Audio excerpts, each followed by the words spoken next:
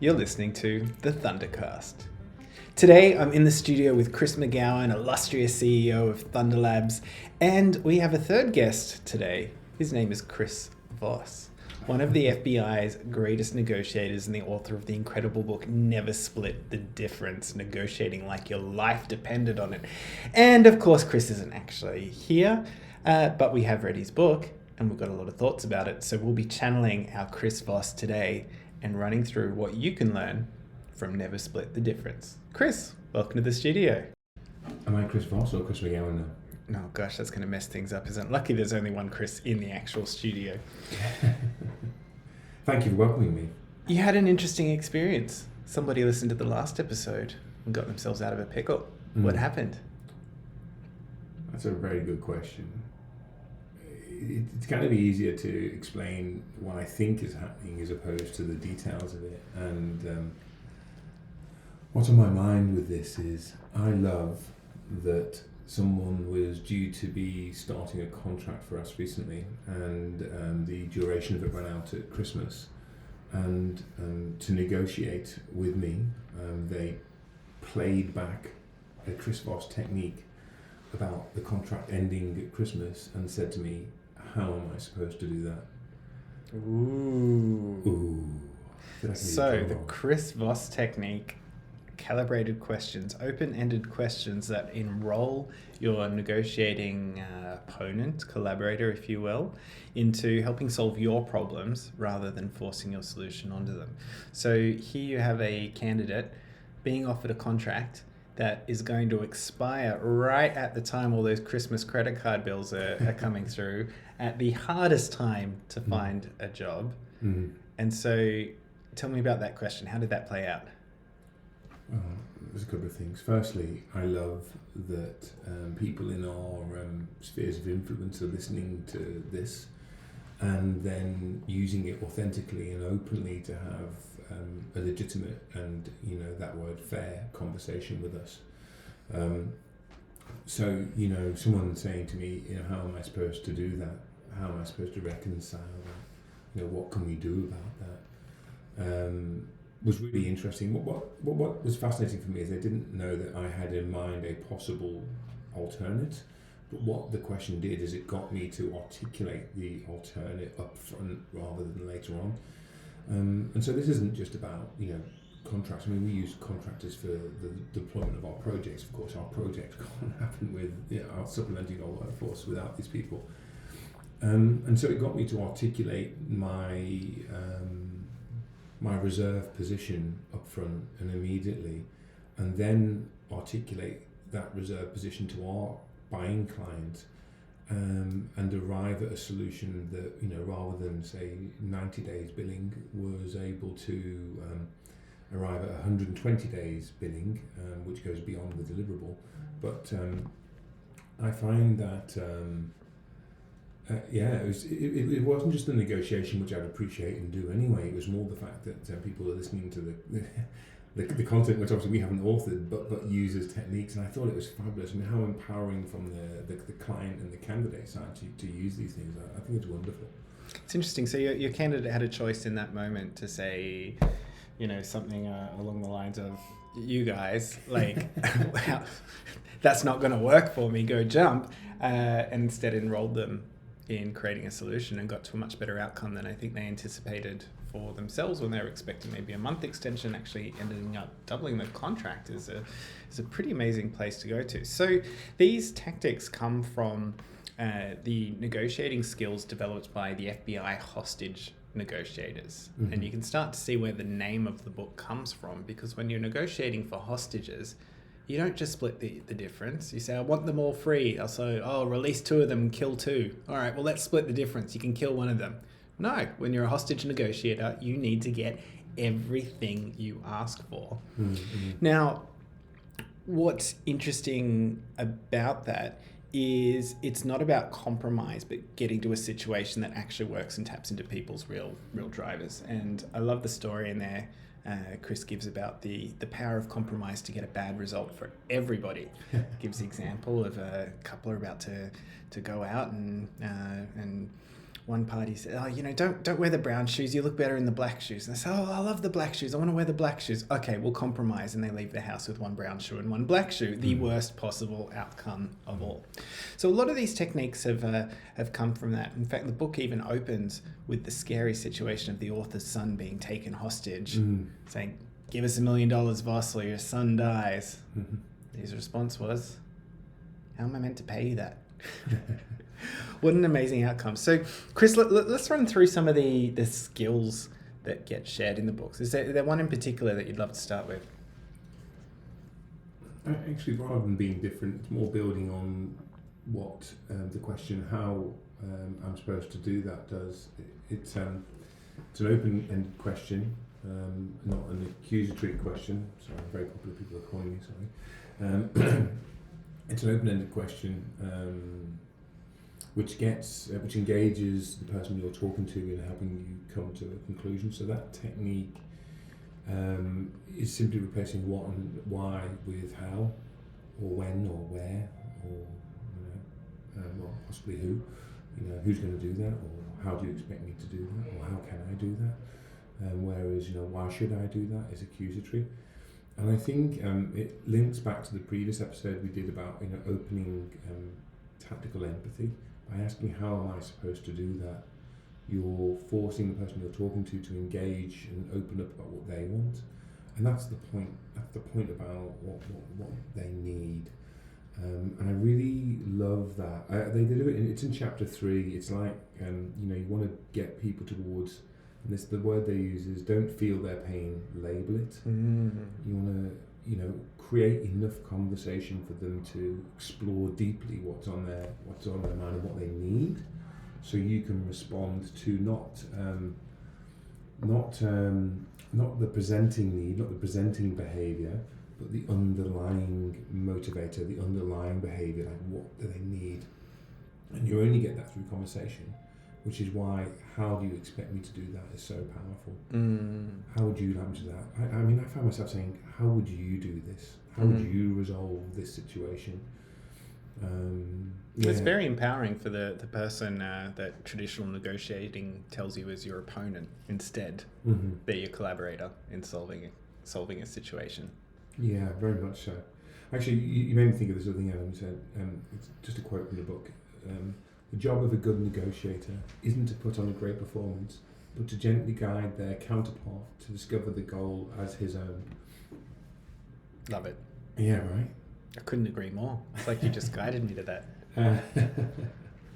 So you mentioned labeling there, and that's something the book goes into quite a bit of detail on. So what is this concept of labeling emotions rather than feeling them? I've actually found this a difficult topic to label. I don't know that I do it justice. There's the way that would work is if someone's behaving a certain way and you're observing that behaviour, it could be something like. Let's just go back to that example. Someone's negotiating a particular duration of a statement of work or of a contract or something. And they are absolutely dead set on it finishing before Christmas. An example would be, it seems to me, this is labeling, it seems to me that there are some priorities that I can't see here that are making you issue a deadline before Christmas. That's a really good observation. If we think about all the different reasons one of our clients might be pushing for that by Christmas, perhaps their company works on a fiscal calendar that matches the calendar year, and they've got to get the entire budget into this year. Great, easy. We can just build more time this year instead of next year. Perhaps they're up for a particular performance review in January and need something done by then, and it's actually about demonstrating their value to the organisation. It could be that somebody goes on leave in January. There are so many components to this, and I love how the other side of the tactical empathy coin, if you flip that over, you find curiosity. Because you can be empathetic when you go deeper beyond what people are just presenting and try and find what's going on underneath. Yeah, there is that's interesting about curiosity on the other side of the tactical empathy coin. I like that. What I picked up in this, I think it was chapter 3 or 4, and that's the ones that we're particularly focusing on, I know. There was this section that says it doesn't really matter if you don't label the right, it doesn't really matter if you get the labelling wrong, because you still elicit something. You know, it seems to me, I'll just go with the same example, someone's issued a statement of work or a contract to finish at a certain time, and it seems to me that there are some other factors at play that are making you feel like you need to issue a deadline then. No, there isn't. Okay, so how do you want me to interpret that? You know, and here it all comes. Yeah, You're creating right. the space for them to tell you the things they either hadn't thought to tell or didn't think were relevant until you brought it up and put it front and center. Yeah. The other one I find, Chris, is often we'll put together a scope of work for a client. It's interesting, particularly with the stuff we're now doing in the AI space, where everybody's kind of coming to this area for the first time. How often a client will say, okay, give me a proposal that I can then show to the rest of the business. When that's not the best thing for us, because we know that questions are going to come up that we'd be really well placed to answer, and perhaps this person now holding the proposal wouldn't. And the tactical empathy side of that is that real uncovering of what makes it important for them to be the one presenting it to the business without us. And perhaps it's underlying, this is an area that they see their future in, and they're looking to make a name for themselves across the business, in which case us coming to the meeting and building them up a bit is going to make all the difference for it.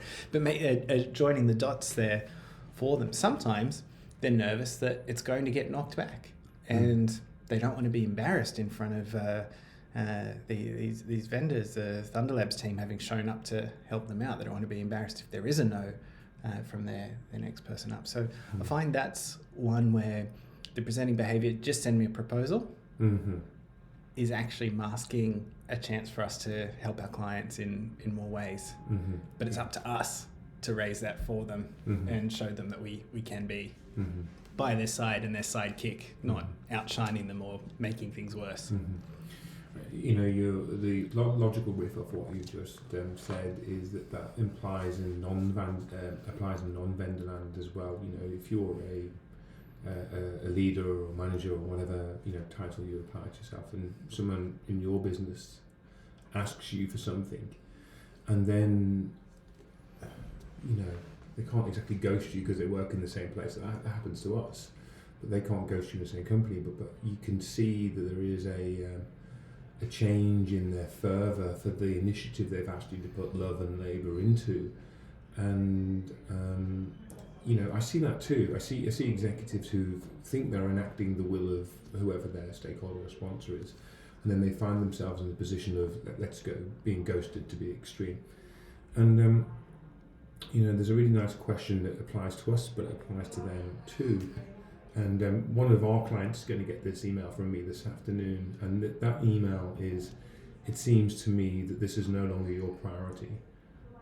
Which is a direct Chris Voss suggestion for labelling, why things have gone quiet. It seems to me that this is no longer a priority for you. Yeah. So what kind of response or thought pattern is that going to invite? You know, the concept there is to get them to know. You know, if you're an executive and you're... That's N-O, not K-N-O-W, right? Get them to know. Yeah, that's right. Yeah, you want the executive to say, no, that's not the case. I apologise, I've been here or I've been there, or whatever the story is. Or you want to get them to one of the 3 types of yeses, which I think we talked about last time. I just couldn't open my notes. There's 3. It was the... Let's come to that in a second, Chris, because it's worth going deeper on. So you get a no, that's not the case, or you've put it back on the priority list for them. Is that right? Yes, that is the case. There's that word again.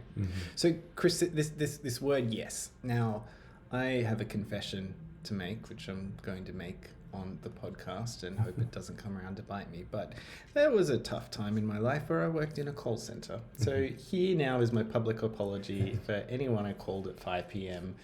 Wanting to discuss the state of your shares, amongst other things. My apologies, but the training back then this was a while ago, mind you, was that it's all about yes. And in fact, yes should be layered and stacked and built up on top of each other.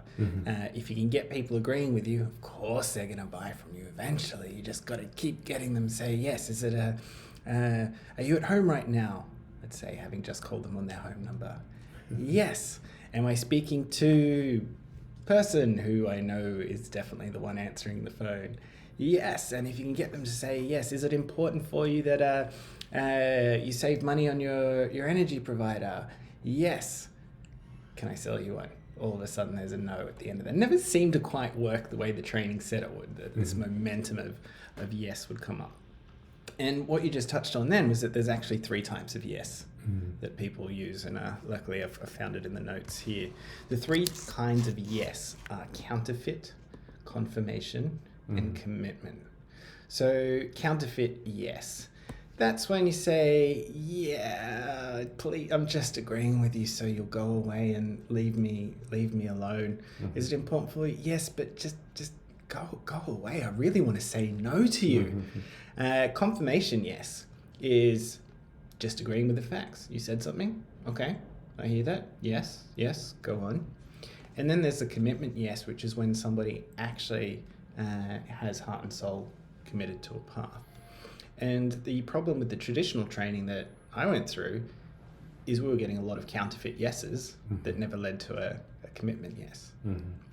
What's been your experience, Chris? I remember those, by the way, I worked in a call centre too, kitchens, bedrooms and bathrooms. I forgive you. Thank you. I mean, that's certainly, Chris Voss talks about this. It was what was introduced and was the leading light of thinking in the 80s, early 80s. But don't feel bad, anybody that still does this, because, even in chapter, I think I'm up to 8 or 9 now, he's talking about learning new techniques today. So, this is just... It's constant, evolving. Yeah, it's right, it's an evolution, yeah. It's building on the yeses. When I walk out of a meeting and someone is overly excited about the thing that I've just said, absolutely, give me a call tomorrow, send me a proposal, I'll put it in front of the execs. I generally, as I'm in the elevator on the way down, thinking to myself, that's never going to go anywhere. Because, what I'm actually looking for is give me a call at 9 a.m. and I will give you a firm yes or no on whether this is going to progress. I'm looking for a commitment to action. That's right. Interesting. That's right. Yeah, and anything but that is not what you're going to get. I also find this interesting, and it's an observation of my friendship group and relationships and business in general, that when people ask something of me and I say no, I'm not prepared to commit to that yet. It's not recent, it's been like a long time, but it's evolved to an extreme level. And people are like, well, why don't you just say yeah? Why don't you just commit to it? Why don't you make it easy? And I often find myself saying, well, I don't have all the data to say yes yet. But when I do say yes, it's a commitment. But until that moment, I'm not going to give you anything but no. And again, this is the executive negotiation. If you're not hearing yes, it will be done by 9 o'clock. That's a firm commitment from me. That's a confirmation yes. A confirmation yes. Sorry, that is a commitment yes. A commitment yes. Thank you. Yeah. So what I'm observing is that is that tweaking in. I've had leaders in the past that have just said, "I'll just agree with you," and I've gone, "No, you need to give me 24 hours," and then it's going to be a no or a absolute yes, whatever the right word is. And people struggle with that. People actually struggle with hearing no. But the right answer from a leader to me would be, okay, I'm hearing no. Like, what are your concerns? How would it be a yes tonight? Because I would like a decision tonight. Like how? Not give me a yes and you'll roll over on it. And I think that the yeses and the things we're talking about here is it requires patience and time, and people need to sleep on things sometimes. They really do. And if you're a vendor in vendor land, there's nothing, there's a great temptation to rush in and try and close, or if you're selling anything internally, there's a great temptation to rush in and close everybody. But I think there's a methodology internally or externally to having people arrive at their own conclusion that this is good for them. There's a benefit for them. Absolutely. I also find it interesting the things that people say yes to aren't necessarily the things that people hear them say yes to. And it's interesting sometimes watching the junior staff explain a scope of work to a potential client and say, here's all the things we're going to do. Does that sound good? Client says, yes. They leave the meeting instantly thinking, that was so positive, they said yes. Well, actually, what they said yes to was, does it sound good? And it does sound good. What an amazing scope of work. Was that actually a commitment, though, to go ahead? So Chris Voss recommends confirming the action 3 different ways. And some of those ways involve getting a no instead of a yes. If we do X, Y, and Z, is that going to solve your problem and meet your needs? Yes. Is that something you're willing to advocate throughout the business to make sure it gets signed off on? Yes. Is there any reason this wouldn't go ahead? No. That's a triple yes, even though the third one was a no. And the great thing about that is by reaffirming it 3 times, you're also prompting your counterpart to think about obstacles that might come up that they might not have anticipated yet, but are probably going to hit them in the face the next day when they present it around the organization. So I really see our role in this negotiation is always to help remove the barriers, and sometimes that means raising them early, not doing the thing that you do as a call center rookie and going, oh, I heard an objection, just keep going, rush past it, maybe they'll forget about it somehow. You got to bring those out. Because was that called an objection audit? Is that what you call that when you get them to raise, or you raise the objections ahead? What's that called? It is something like that. So listing objections is one of the approaches. The other one Chris Voss recommends is an accusation audit, which taps into the emotions somebody might be feeling, especially when you're bringing them a surprise. Imagine you're going into a tricky meeting and you know the people on the other side of the table are not going to be too impressed with you. Why wait for them to say it when you can say it first? I'm about to give you some news, you might say. And by the time I've given you this news, you're going to think you're going to think I don't know how to get my job done, and you're going to think I haven't put my heart and soul into this. They'll probably say, oh, well, no, it's not that bad. Of course, we like having you here. Let's go on from there.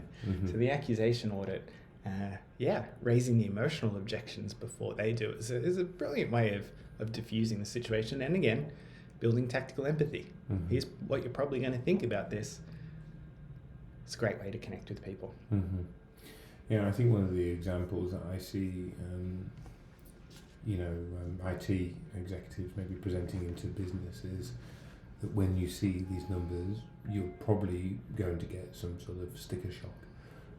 But what I'm going to do in the course of this, whatever time we've got, is to show you the value you'll get out of that and how that will yield benefits before we've incurred the full cost, which is one of the Thunder Labs classic negotiation techniques, right? But I think that's also true on vendor to client side. It's, I'm going to work on this, and when you see the price point of our consultants, you're probably going to think that they're priced higher than maybe some others that you're seeing. But what I'm going to do is have a conversation with you about the comparative value that you'll get from those consultants, and perhaps we can underpin it with some commercial guarantees for you. It's the same thing when you're selling people, and because there's always someone cheaper than you. Always, there's always someone to come in at a lower price, and what I find of those promises, they're sort of whatever the version of is a not committed yes. The early the fake promises, the counterfeit yes. Yeah, it's counterfeit promises too. I don't know. But it's a fascinating area to explore, creating deep empathetic conversations to do an accusation audit or an objection audit by raising it first. I really lands with me as a good technique, and it doesn't throw people. It's not like Machiavellian or evil. It just shows empathy. Absolutely. The thing that stands out to me about it is that your counterpart in any negotiation probably has other people they need to bring along for the ride as well. And by going through these objections, even if they don't see them as objections, gives them a chance to practice what they might think or say if somebody else raises the very same objection. And one of our staff raised this in one of our book club chats and called it the bar defense, which is a term that comes from the world of marketing of alcoholic drinks. If you're going to get a bloke to switch to low-carb beer, pure blonde, as an example, they need a bar defense that when they go to the bar, order something different, and the mates go, "Oh, what'd you order that for?" They've got something to say in that moment. If they don't have something to say, they're less likely to buy it. So that's the bar defense. Why did you buy that particular beer?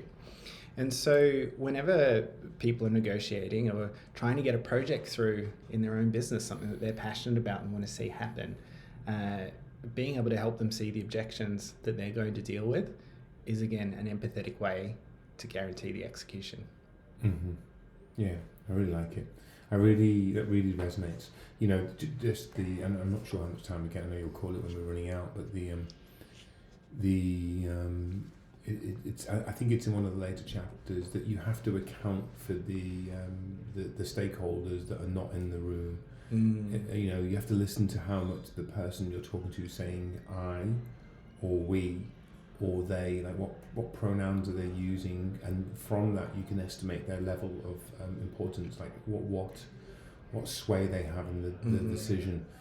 And so, you know, to preemptively arm them with the bar defense. I love that, by the way. I don't recall that from the chat. There's another topic there about why you use teams to negotiate and discuss these things. So that's a different thing. Because people hear different things. That's right. There you go. So I love that, and I'm going to use that with the bar defense from now on in terms of training the consultant in terms of how to deal with their client objections. Because we're unusual. We have a consultant sales force. But we also have the sales force as well, right? Yeah, I really love the bar defense, and what you've said there really lands as something I see playing out all the time. It's like, who else needs to be influenced with a one-liner about why someone exactly would drink pure blonde, because it's disgusting. And shout out to our editor Sheila for bringing up the bar defense in our book club. Thanks, Sheila.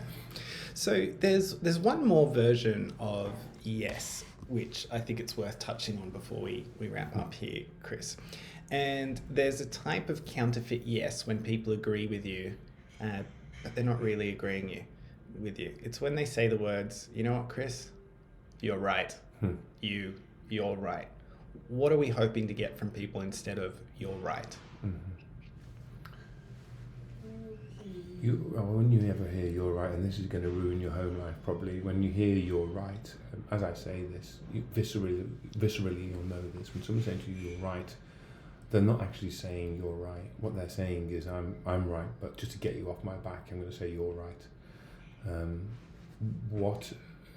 The real knack is for have the person to opposite you to have really felt your empathy, and then to say "that's right."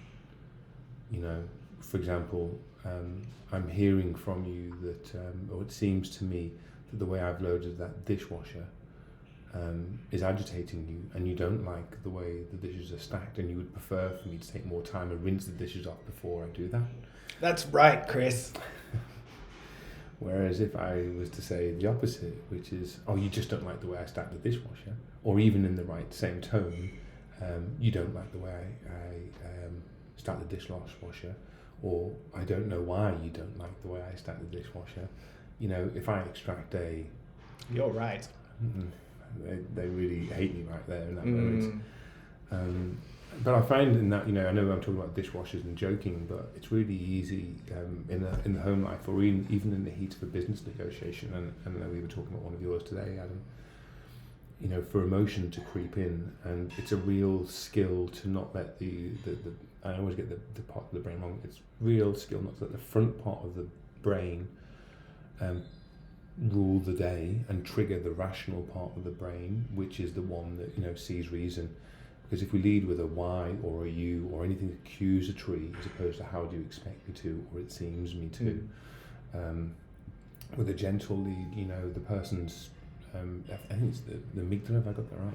The front part of the brain? Yeah, it's more towards the back, but that's the monkey brain Okay. that starts throwing their toys around when they're not getting what they want. I think this is covered in chapter 9, so I need to cover that. But whatever the trigger part of the brain is, as opposed to the rational part of the brain. And that deeply lands with me in terms of how we would communicate. So yeah, I think it's a number one tip to measure our communication, stay balanced in emotion. Doesn't mean not be fired up, but keep a lid on it so you can move and navigate towards it. That's right. One of the things that I really enjoy about this book, and as a closing thought, is the way these tools are applied to essentially open a door for your counterpart. Open a door and invite them to walk through it. And I find so often sales, and especially this word hard sales, comes with this edge of it's unethical, you're being pushy, you're making people buy things they don't want to. And negotiation, when done properly, doesn't push people into bad situations. It puts them into a situation that's where they've walked through the door. They've made a decision. They've felt empowered by everything that's happened. And that's such a great way to look at it. Going into a book titled Negotiating Like Your Life Depended on It, you'd expect it to be all about aggression, getting the upper hand, pulling the rug out from other people, when in fact the core theme throughout this book is empathy, listening, connection. Even if that person has just taken somebody hostage, it actually gets the best results than trying to strong arm them. Absolutely. Chris, thank you so much for another enlightening and engaging chat about Chris Voss's Never Split the Difference book, one that we have the entire Thunder Labs team working through at the moment. In fact, a few of our clients and candidates have wanted to pick up as well. So one more episode to go on this, if not more. It's a very exciting topic and we could probably talk about it all day. For those of you listening, I'd love to hear how you've had an opportunity to apply any of the techniques you've had, especially if you use them next time you're negotiating with me. I would love that. Absolutely love that. Chris, thanks so much for joining us. Thanks, Adam.